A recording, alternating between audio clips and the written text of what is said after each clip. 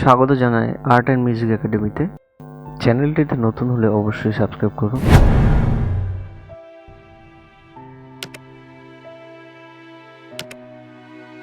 আজকে আমরা একটা নতুন ওয়াটার কালার ড্রয়িং করব। তার জন্য আমরা একটা রাফলি একটা স্কেচ তৈরি করে নিচ্ছি। প্রথমে আমরা একটা হরিজন্টাল লাইন টেনে তার একটা ল্যান্ডস্কেপ তৈরি করছি, যেটা উপরে আকাশ এবং মাটিটাকে সম্পূর্ণরূপে আলাদা করেছে। চলো দেখি কিভাবে আস্তে আস্তে করা যায়। প্রথমে একটা জল দিয়ে আমরা পেপারটিকে একটু ওয়েট করে নেব। ভিজিয়ে নেওয়ার পরে পার্সিয়ান ব্লু, আমি এখানে যে কালারগুলো ইউজ করছি সেগুলি হলো পার্সিয়ান ব্লু এর সাথে আমরা একটু হোয়াইট পাঞ্চ করে আকাশটি তৈরি করলাম। তার সাথে আমরা পার্সিয়ান ব্লু এর সাথে স্যাপ গ্রিন দিয়ে দূরের গাছগুলোকে হালকা হালকা করে ভিজে অবস্থাতে তৈরি করব। অটোমেটিক জল আর রং দুজনে একসাথে পড়লে তারা নিজেরা নিজেদের মতো করে দূরের গাছটি তৈরি হয়ে যায়।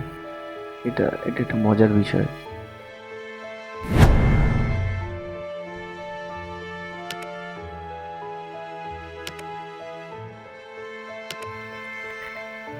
তাতে নতুন স্ট্রাকচার, নতুন একটা দেখতে পাওয়া যায়।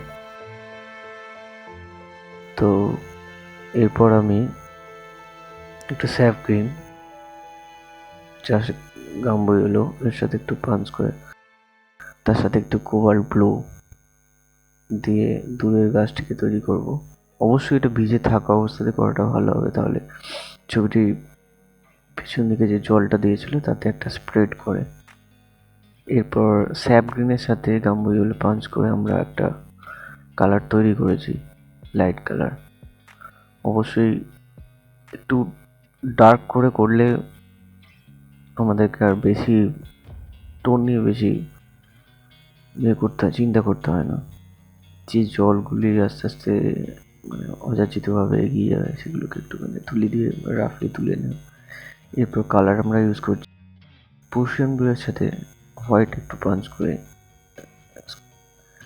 একটু স্কাই টাইপ কালার জলের সাথে হালকা করে জল মিশিয়ে। অবশ্যই জল আর রঙের অনুপাতটা নিজেকে কাজের মাধ্যমে নিজেকে বুঝতে হবে, আস্তে আস্তে যাতে নিজেকে ইমপ্রুভ করা যায়। এরপর চেষ্টা করতে হবে ভিজে অবস্থাতেই কিছুটা রেখে ভিজে ভিজে ড্যাম্পে যদি কাজ করা যায় সেকেন্ড টোনটার উপরে, তাহলে সুবিধা হয় আর কি।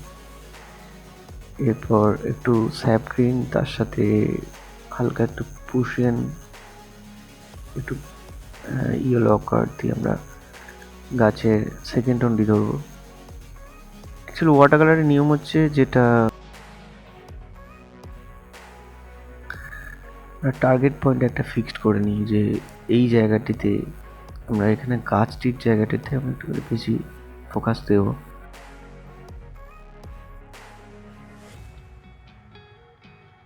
যার জন্য আশপাশের অংশগুলিকে আমরা সম্পূর্ণরূপে ছেড়ে দেব।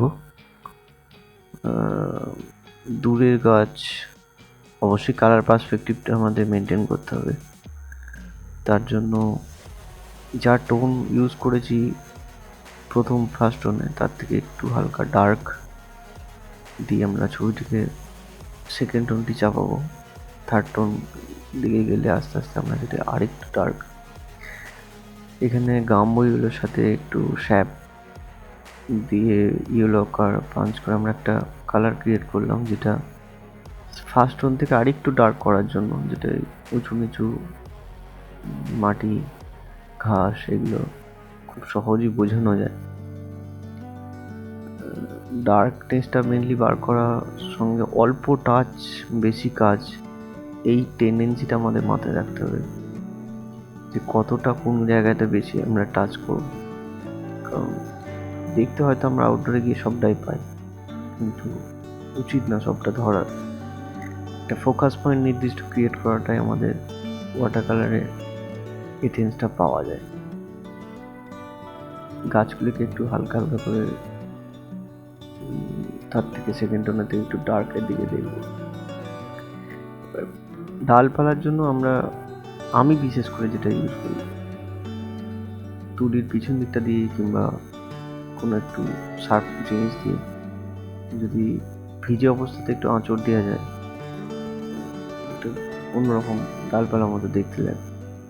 কারণ ভিজে থাকা অবস্থায় নিচের কালারটি আরও ওখান থেকে সরিয়ে নিলে দেখতে পাওয়া যায়। এখানে সেকেন্ড টোনটা পরে একটু থার্ড টোনের টাচ আপের জন্য আমরা পুরসিনের সাথে একটু স্যাপ দিয়ে ডার্কনেসগুলো একটু সেকেন্ড টোনের উপরে টাচ আপ দেওয়ার জন্য ইউজ করছি।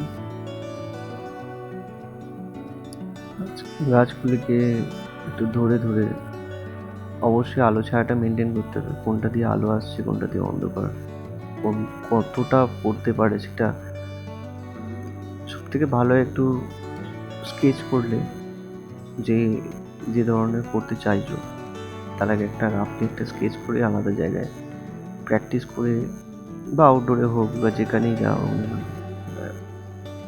লেআউট একটা সম্পূর্ণ মাথার উপর ঢুকে গেলে কাজ করতে সুবিধা হয়।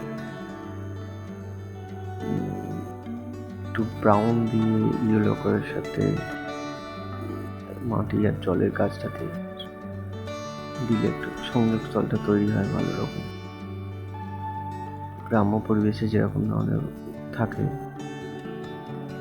জলের সাথে মাটি, তার সাথে পাড়টা একটা স্যাপ গ্রিনের সাথে আমরা ছায়াগুলো একটু গাছ টাছ রয়েছে যার জন্য শ্যাডোগুলো ইউজ করতে হবে। আলো ছায়া, তার সাথে ছায়া তো থাকতেই হবে না, তার সঙ্গে আমরা একটু জাস্ট হালকা করে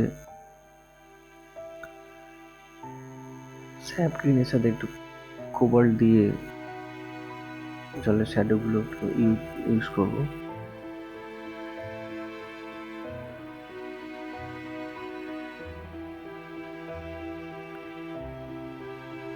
আস্তে আস্তে টাচ আপে আমরা ফাইনাল টাচের দিকে যাব। তার জন্য যেগুলো মনে হবে যে টাচ করলে ছবিটার মধ্যে আর একটুখানি মানে বললাম মানেই যে হয়ে যাবে সেটা না, হয়তো কোনো কারণে ছবিটা নষ্টও হতে পারে। নষ্ট হওয়ার ভয়তে কাজ বন্ধ করলে তবে চলবে না, কাজটা নিয়ে এগিয়ে যেতে হবে। ওয়াটার কালার পদ্ধতিটা খুবই সহজ যদি বোঝা যায়, কারণ প্র্যাকটিস প্র্যাকটিস প্র্যাকটিস, একটু প্র্যাকটিস না থাকলে ওয়াটার কালার সম্ভব না। বা দীর্ঘদিন ওয়াটার কালার প্র্যাকটিসের বাইরে হয়ে গেলেও আবার পুনরায় শুরু করার জন্য একটু বেগ পেতে হয়তো বটে।